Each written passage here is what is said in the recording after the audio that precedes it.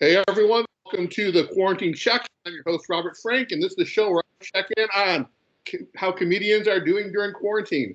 Tonight we have a great guest. He is a nationally known poon hound. He is a wrestling aficionado. He is an expert on gout, and he is our first guest from Toledo, Ohio. Please welcome David Crumbley.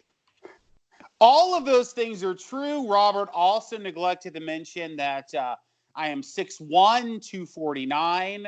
And also, I'm very happy to be here on, this is the Quarantine podcast. Is that what this is called? Quarantine Check-In. There you go. It's a pleasure to be here on the Quarantine Check-In. It is a pleasure to have you. So let me ask you, how did you become a poon hound? Well, first off, I was 6'1", and I have been 6'1" since I was in the fourth grade. And the thing about being 6'1" is, okay, if you're under 6'1", you're a manlet, right? And if you're over 6'1", you're gay. So, you're not really competition for me. So, yeah, it's just been an easy formula for me. God kind of gave me a big leg up on that one. Cool. Now, you are the first person I know who's used the phrase poon hound post 8th grade. It's one of those where it's like, I just kind of said it on stage one night and it got a big laugh. And it was like, all right, people really enjoy the phrase poon hound. So I just throw it out, sometimes kind of without even context. And you will always get a laugh when you say the words poon hound together. People love it. I love it. I love it because, you know what? I wish I could have that stature of being a poon hound. It's because you got good taste, Robert. That's why you love it. Oh, man. I do have good taste. I do. So what made you start wanting to do comedy?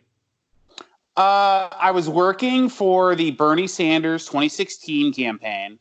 And once that ended, or once it was still going on, but once the math kind of became impossible, it's like, well, what do I do next? What's the next step?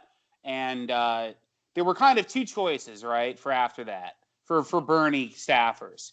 You either killed yourself or you became a regional comedian. And that's the path that I picked. No, it's just people always told me that I was funny. People always said, you should be a comedian. You should try stand-up comedy.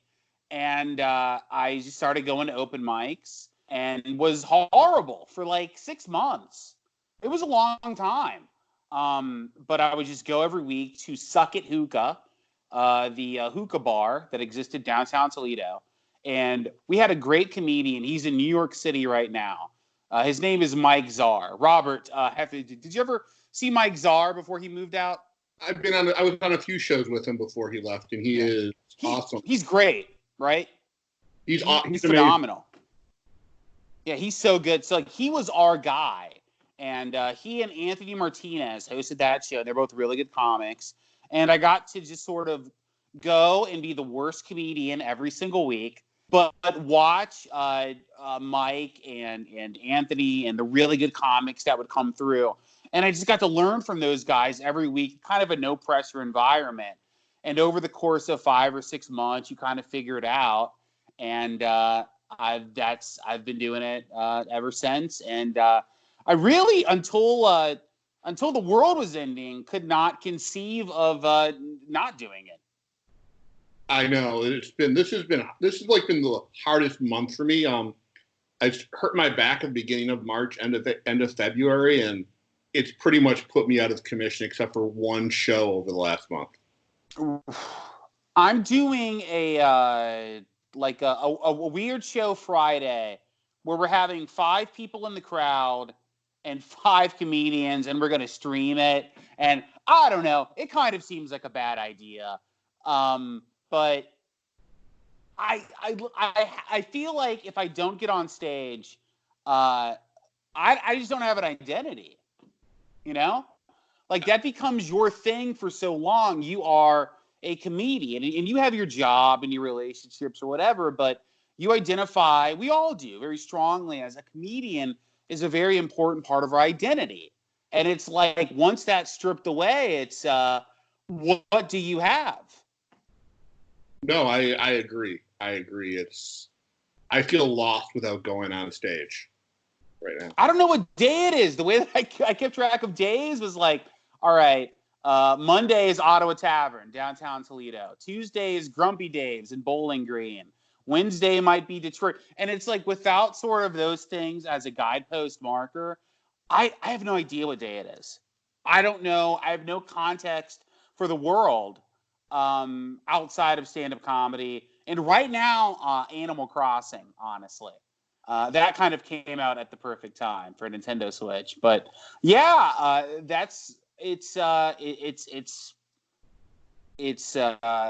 folks, it's bad. It's not great right now. So how do you think comedy is going to be changed by the coronavirus when we're all able to socially undistance ourselves? Every comedian is going to be so thankful and so grateful that there is stand-up comedy. We bitch and moan and complain about formats and people run the light and maybe a crowd is bad or they're not enthusiastic. My first time on stage, the battle is honestly going to be not to cry. Because, like, we haven't been allowed to go outside. At this, okay, so has it been 2 weeks now, Robert? It's 2 weeks, yeah. It's been 2 weeks. The president extended it through the end of April, right? Right. So that's another month. So it's going to be 6 weeks at the minimum. So say in a perfect world at 6 weeks, man, the first public gathering in 6 weeks, I think people are going to lose it. But I think they're going to lose it in like a really positive, kind of cathartic, fun way. And I think crowds are going to be really easy. I think comedians are going to be really smiley and grateful and happy. I think it's going to be great. Do you think a lot of the venues are going to survive this? I hope so. I had a phone conversation with a guy. I run my show at the Beer Stube in Toledo, Ohio, the first Monday of every month, 8 o'clock, free show. And I talked to the owner on the phone, and he was, we're all scared for our livelihoods. It's like, if we come back at the end of April, I think 99% of every business comes back strong. But is that going to happen?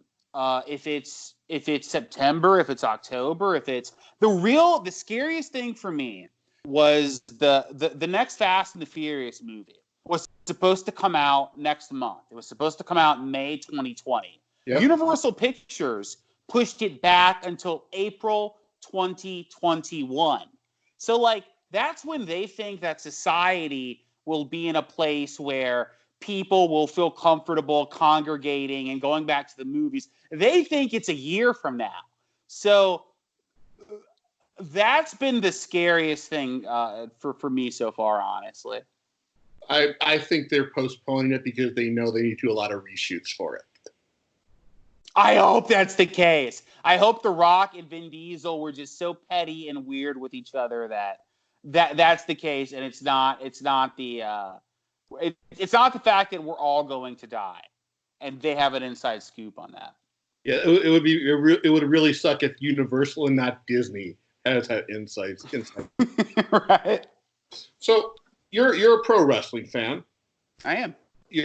I'm kind of a conspiracy theorist. So I've been thinking about what caused the coronavirus. I want to get your take on this. Okay. In 2001, Vince McMahon launched the XFL. In September of that year, 9/11 happened. XFL went dormant. There has been a little bit of stress in the world, but nothing major.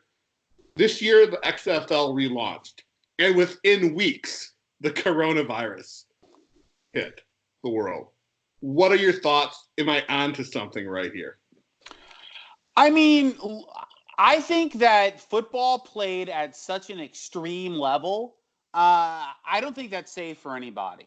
And with the original XFL, you had they would put the ball on the 50-yard line, and they would have the two teams. They would have the fastest guy from each team dash to the 50-yard line and jump on the ball, and the first person to get the ball, that's how they determined the coin toss, right? So every week a guy would just separate his shoulder. And this time they had Cardell Jones as the quarterback of the DC Defenders, who had the greatest non-Trump tweet of all time when he was playing for the Ohio State Buckeyes. Why we got to go to class? I ain't here to play class. I'm here to play football. So, yeah, I definitely think that if you combine those two momentous occasions, Cardell Jones' tweet and the 50-yard dash where people separated their shoulders every single week, I think those two things are too cool for society. And, yeah, they had to be shut down by Hillary Clinton, 100%. That, I think we have developed some QAnon shit right here, or QAnon or whatever the fuck it's called. This is whatever the letter after Q is. Is it R? R. Or is R before Q? R is after Q. There you go. I nailed it. Honestly, I have been drunk since quarantine started. So I'm kind of proud that I know letters at this point, honestly. I am proud for you. So let's talk about something that's historic that's happening this weekend, the very first pre-taped WrestleMania. Oh, my God, Robert. This is breaking my heart because I don't have to tell you how important WrestleMania is to us, to fans, and to just present a thing called WrestleMania that doesn't have wrestling fans. I don't understand it. I get why they do the weekly TV because there are people who just, man, and it's not me. I'm too freaked out to watch the empty arena shows. Honestly, they just make me nervous to watch them. But I get there's people who I just want to lose myself in wrestling matches. I just want new wrestling content. But you can't call a thing WrestleMania that doesn't have an arena or stadium full of 70,000 people that are smiling and waving signs and are happy to be there. Like, this is the fact that they're doing the fact that Roman Reigns was supposed to be in the main event and he's got leukemia. So I'm assuming he wasn't in the match, right? No, he was replaced with Braun Strowman, who they have no feud with. There's no story. Like, you've been anticipating Roman versus Goldberg, or I have at least. Just wait. Like, I don't understand. Just wait until society turns back on. Like, if society turns back on in August, say that's the case, it happens in August, and WrestleMania is the first big, large-scale event, it would, fucking unite the country. It would bring people that's ridiculous. It would make a lot of people happy. I think it would kind of bring people together as the first large-scale, big-time event when society flips back on. I doing this in an empty arena, it's like I don't understand. I don't get it. I don't get it at all. They've completely lost the plot.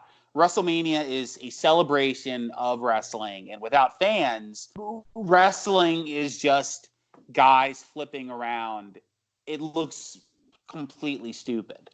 Yeah, I can't watch it either. Like, I watched the AEW 2 weeks ago where Matt Hardy made his debut. And I think AEW is handling it a lot better than WWE is, but still, that moment should have just been the arena. There should have been an arena full of fans losing their minds. Like, without the people, wrestling could not look sillier. It could not look more absurd. It's the whole point is you're manipulating in an arena full of fans, and without the fans, it's just there's nothing to it. It's just guys practicing tumbling. Yeah, it's stupid. It's stupid.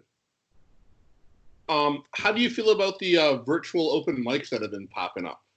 And have you done any?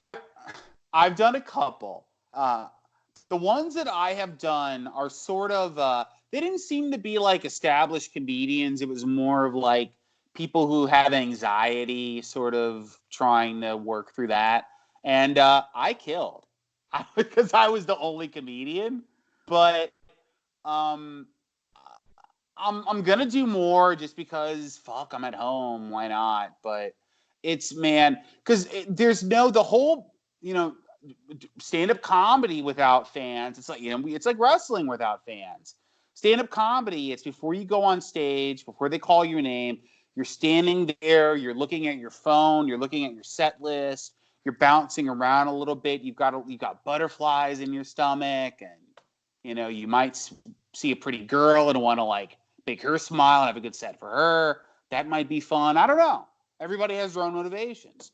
So, and then you go on stage and it's like, this could go well, or this could go poorly, or I could kill, or I could bomb, or you don't know. And then it happens and it's like, it's exciting. Without that element of live reaction with people looking at you in a room, it's more like if you play like Who Wants to Be a Millionaire, the video game.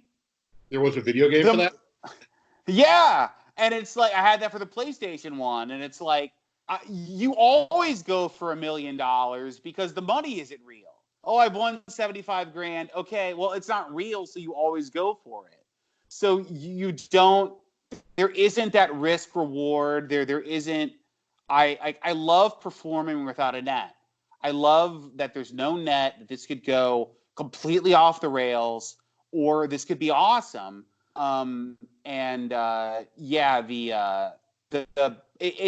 It's like, it's decent for what it is. I'm glad that it's here, I guess, because we can't go on stage every night like we could before, but it's not 1% of a replacement for what stand-up comedy is, and it does not even come close to filling the void of stand-up comedy fills a lot of that. It's your social network, it's your work, it's the thing that you strive to get better at, and doing that virtually, it's not at all the same.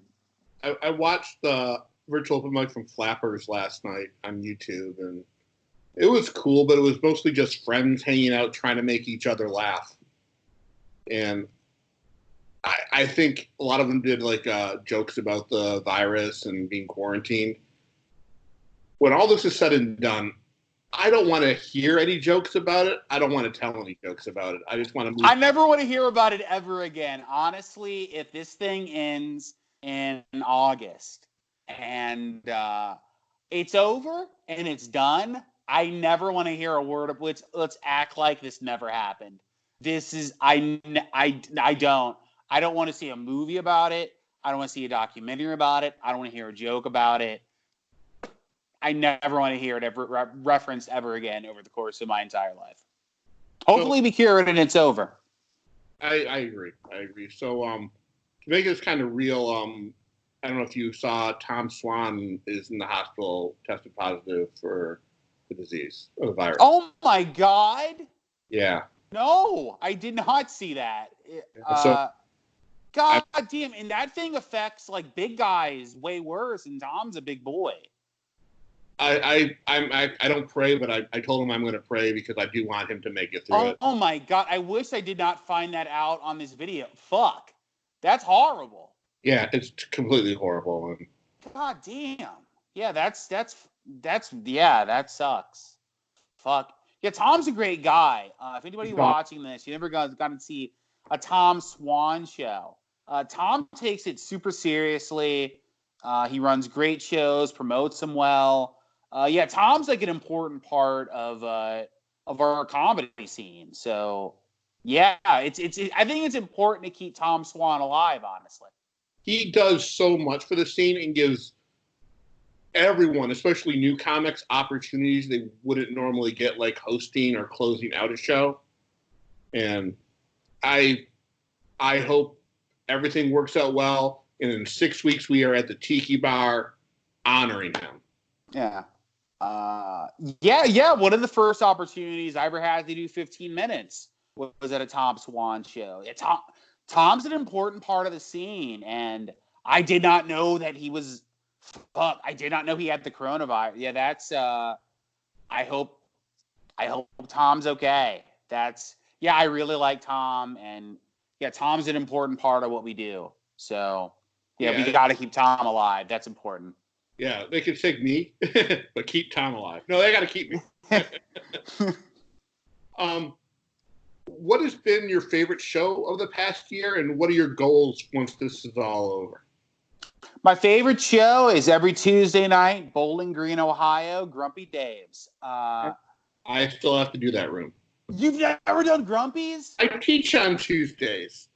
Dude, no. Okay, this show, it's an open mic, but this is not the regular open mic. This is Bowling Green is a small college town, and this show has existed in some form or fashion for like 7 or 8 years. Like, this is a long-standing tradition of stand-up comedy at Grumpy Dave. So every single week, we pack this place. It's packed with hot young college kids who are drunk and excited. It's one a fun show, and it is. I would say 8 times out of 10, it's great. 8 times out of 10, which is a high batting average. It's phenomenal, and it cannot be more fun. Cannot be more packed, and it's weird that like Bowling Green, Ohio, is like a comedy mecca that nobody knows about, but it is. And I tell everybody about Grumpy's, and the people that believe me come, and they always tell me that they're happy that they came because it's awesome. I wish that my show was half as good as Grumpy's is. Grumpy Dave's is the best show. It's the best show in Ohio. You've had your show for about 1.5 years now? It'll be 2 years in July. Have you had trouble building an audience for it, or because I know building an audience? Definitely.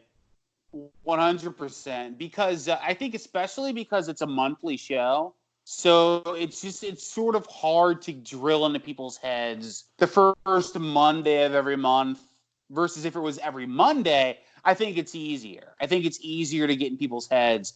This is the comedy night, and also it's a huge bar. I've had you in the headline Grumpy's. Yeah. Stew. My show, the Beer Stew. I've had you in the headline. It's a huge. The place is so big. There are every television is on. I cannot negotiate to have the televisions off. They are all on, and it's one of those places, right? It's not really built for stand-up comedy, but I think within the parameters of what we have and within the context we have to deal with, I think our shows are generally good. But yeah, being every month is an obstacle. I've had fun every time I've been at Beer Stew. I'm so happy to hear you say that. Even when I've had fun there.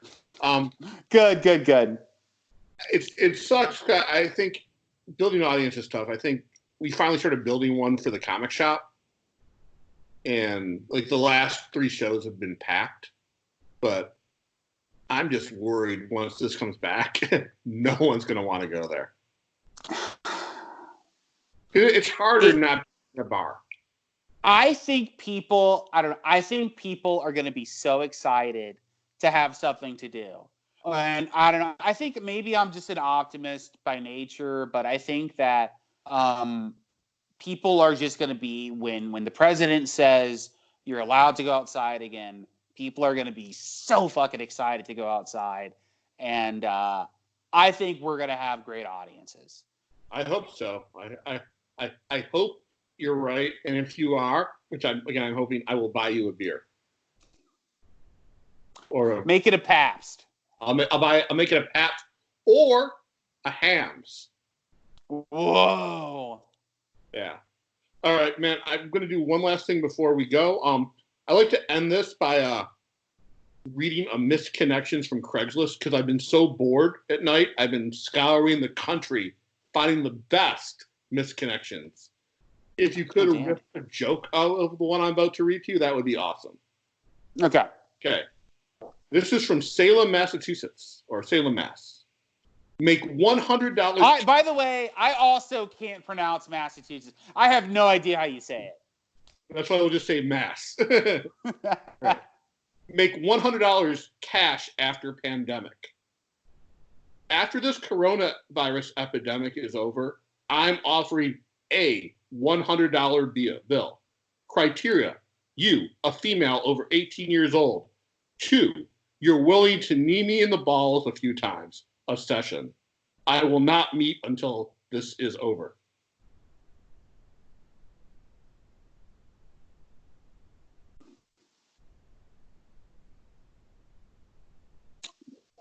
Think about the things that make us come, Robert.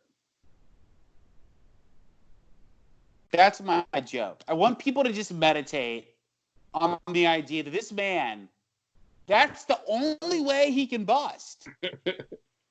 Now, is by either having his groin need, or just the concept of fantasizing about having his groin need. I think that's pretty exciting, honestly. now, do you think he gets off on getting kicked in the balls or paying to get kicked in the balls? $100. Little from column A, little from column B. I think maybe he likes that he can lord his financial dominance over people. Now, I don't know if you know this. My bully in middle school and elementary school would have done this for free. That's the art of the deal right there. Oh man. that was a good response to it. Now, this is weird because we've been pretty much down for the last couple weeks. You actually have a show coming up. Where can people watch it? I do. You should go to Facebook and search for Comedy Kindergarten. Those are the people putting this show on. They're going to have the live stream link. It's going to be this Friday night at 10 p.m. I am staying in my car. I am being texted when I am being introduced. I am going down the stairs into the basement, and I am doing 15 to 20 minutes of stand-up comedy, depending on how much fun I am having, and I am immediately leaving. So yeah, go to Facebook and search for Comedy Kindergarten and like that page. I'll put a link I'll put a link to that below. Who else is on the show? It's going to be me. It's going to be some other people who might be better than me. They might be worse. I have no idea. I don't know. Oh. I know that I was asked to do it. Oh, I will try to. Okay, it's going to be Dave Crumbley, Bill Burr, Jerry Seinfeld, Jerry Sandusky. I didn't know Sandusky. It's going to be a great night of stand-up comedy. And from Comedy Kindergarten, there will be a link on their Facebook page of how to watch this. They'll have all the information. They will be posting the link. They will be streaming it. They did a show last weekend that I heard was very fun. And I've done shows for them in the past that have been great. So I'm assuming that even with the trying circumstances, they'll have a fun show for you guys. That's awesome. Dave, thank you for being on the show. I hope you are doing well, and hopefully I will see you within the next 5 weeks. Yeah, thanks for having me, Robert. I am doing really well. This is the way I'm looking at things. I am kind of settled in until October is what I have in my head for some reason. If we haven't flipped things on by October, I will probably kill myself. But I'm not worried about that yet. That's a long time from now. But I think that things are going to be okay. I hope so, man. And thank you again. I will see you sooner than later. Thank you, Robert. Have a good one, Dave Crumbley.